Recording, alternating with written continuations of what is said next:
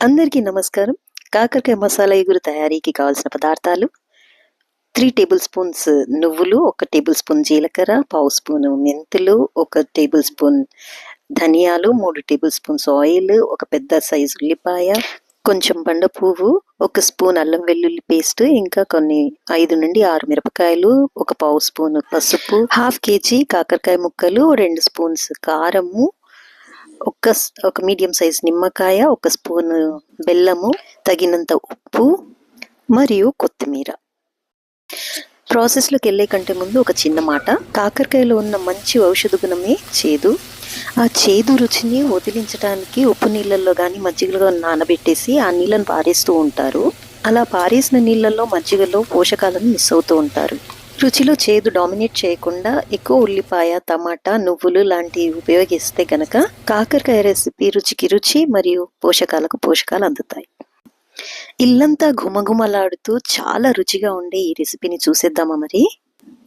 ముందుగా కాకరకాయలను బాగా శుభ్రం చేసుకొని ముక్కలు చేసి పెట్టుకోవాలి. ఆ తర్వాత పొడులను తయారు చేసుకోవాలి. దీనికి నువ్వులు, జీలకర్ర మరియు మెంతులని లైట్గా వేయించుకొని పొడి కొట్టుకోవాలి. ధనియాల పొడి ఉంటే ధనియాల పొడి కూడా అందులోనే వేసేసేయాలి, లేదంటే ధనియాలు కూడా వేయించేసి పౌడర్ చేసేసేయాలి. ఇప్పుడు స్టవ్ వెలిగించుకొని దానిపైన ఒక మందపాటి గిన్నెను పెట్టుకొని దాంట్లో ఒక టేబుల్ స్పూన్ ఆయిల్ పోసి దాంట్లో పెద్దగా ముక్కలుగా కట్ చేసుకున్న ఒక పెద్ద సైజు ఉల్లిపాయని బాగా ఫ్రై చేసుకొని పొడులు కొట్టుకున్న జార్లోనే వేసి మెత్తగా గ్రైండ్ చేసుకోవాలి. ఈ రెసిపీలో వాడబడిన నువ్వులు, ఉల్లిపాయలు, బెల్లము, నిమ్మరసము కాకరకాయ యొక్క చేదును తగ్గించడమే కాకుండా రుచిని చాలా చాలా పెంచేస్తుంది. ఇప్పుడు అదే గిన్నెలో 2 టేబుల్ స్పూన్స్ ఆయిల్ వేసి చాలా తక్కువ యునిక్ ఫ్లేవర్ అండ్ ఫ్రేగ్రెన్స్ కలిగిన బండ పువ్వు, అల్లం వెల్లుల్లి పేస్ట్ వేసి ఆయిల్లో బాగా ఫ్రై చేయాలి. రా ఫ్లేవర్ పోయే వరకు, మంచి ఫ్రేగ్రెన్స్ వచ్చే వరకు ఫ్రై చేయాలి. ఇప్పుడు ఇందులో మిరపకాయలు కూడా వేసేసి ఫ్రై చేయాలి. ఈ మిరపకాయలు కూడా మంచి వాసన ఇస్తాయి కదా, అప్పటి వరకు ఫ్రై చేయాలి. ఆ తర్వాత పసుపు వేసి మంచిగా కలియబెట్టాలి. కలియబెట్టాక ఇప్పుడు ఇందులో ముక్కలుగా కట్ చేసుకున్న కాకరకాయ ముక్కల్ని వేసి ఆయిల్ కోట్ అయ్యే వరకు, అన్ని ముక్కలకి ఆయిల్ కోట్ అయ్యే వరకు బాగా మిక్స్ చేయాలి. ఎప్పుడు చెప్పేది మళ్ళీ చెప్తున్నాను, నేను 3 టేబుల్ స్పూన్స్ ఆయిల్ మాత్రమే వాడాను. బట్ ఫ్రైస్కి 4 to 5 టేబుల్ స్పూన్స్ హాఫ్ కేజీకి కంపల్సరీ యూజ్ అవుతుంది.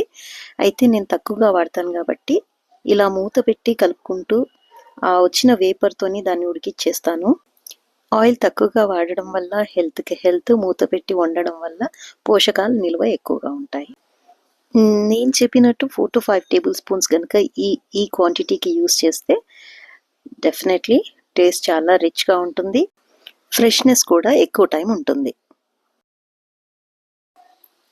స్లో ఫ్లేమ్లో ఇలా ముక్కల్ని కలుపుతూ మూత పెట్టి ముక్కలు మెత్తగా ఉడికే వరకు ఇలాగే కుక్ చేస్తూ పోవాలి. అప్పుడప్పుడు కలుపుతూ ఉండాలి, లేదంటే అడుగు పట్టేస్తుంది. ఎందుకంటే దీంట్లో మనం వాటర్ యూస్ చేయబోవట్లేదు అండ్ ఆయిల్ కూడా తక్కువగా ఉంది కాబట్టి చాలాసార్లు కలుపుతూ ఉండాలి.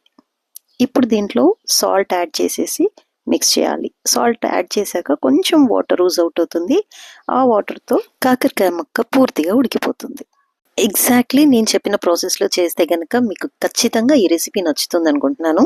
ఉప్పు వేసి కాసేపు ఉడికించాక కాస్త తడి ఏర్పడింది. ఈ తడి ఏర్పడ్డాక ఇప్పుడు మనం కారం వేసేసుకోవచ్చు. పొడిగానే కారం వేస్తే కుమ్టులేస్తుంది, అందుకని ఇప్పుడు కారం వేసి బాగా కలిపి ఇంకొక నిమిషం కుక్ చేయాలి. ముక్క బాగా ఉడికిందని కన్ఫర్మ్ అయినాక అప్పుడు మనం మసాలా యాడ్ చేసుకోవాల్సి ఉంటుంది. సో ఇప్పుడు ముక్క బాగా ఉడికిపోయింది. ఇప్పుడు మనం తయారు చేసుకున్న మసాలా ముద్దని ఇందులో వేసేసి బాగా మిక్స్ చేయాలి. ఇక్కడ వాడిన మసాలాల్లో నువ్వుల్లో రిచ్ కాల్షియం, జీలకర్ర అయితే మంచి యాపిటైజర్ అండ్ డైజెషన్కి మంచి సపోర్ట్ చేస్తుంది. ఇక మెంతుల్లోని ఔషధ గుణాలను అయితే నేను లిస్ట్ చేయలేను. ఉప్పు కారాలను మాత్రం మీ రుచికి తగ్గట్టు వేసుకోండి. బాగా మిక్స్ చేశాక మూత పెట్టేసి ఇంకొక 1 minute స్లో కుక్ చేయాలి. ఈలోపు ఒక గిన్నెలోకి నిమ్మరసం తీసి పెట్టుకోవాలి.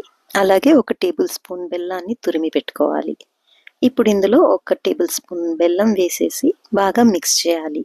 అలాగే మిక్స్ చేశాక ఇందులో తీసుకున్న నిమ్మరసాన్ని కూడా అందులో వేసేసి మిక్స్ చేసేసేయాలి. డయాబెటిక్ పర్సన్ ఉంటే కనుక బెల్లాన్ని అవాయిడ్ చేయండి. ఫైనల్గా ఇందులో కొత్తిమీర చల్లేసేసి మిక్స్ చేసేసి రోటీతో కానీ, రైస్తో కానీ, పరాఠాతో కానీ, పుల్కాతో కానీ, ఎలాంటి టైప్ ఆఫ్ రోటీతో కానీ దీన్ని సర్వ్ చేసుకొని వేడివేడిగా తినేసేయచ్చు. వేడిగానే కాదు, 2-3 రోజుల వరకు ఆ మసాలాలు ఊరటం వల్ల గుమగుమలాడటం మరియు రుచి పెరగటం జరుగుతుంది. ఎన్నో మంచి గుణాలున్న ఈ రెసిపీని మీరు తప్పకుండా ట్రై చేయండి. మరి ఈ రెసిపీ కనుక నచ్చినట్లయితే లైక్ చేయండి, షేర్ చేయండి, సబ్స్క్రైబ్ చేయండి. Thank you.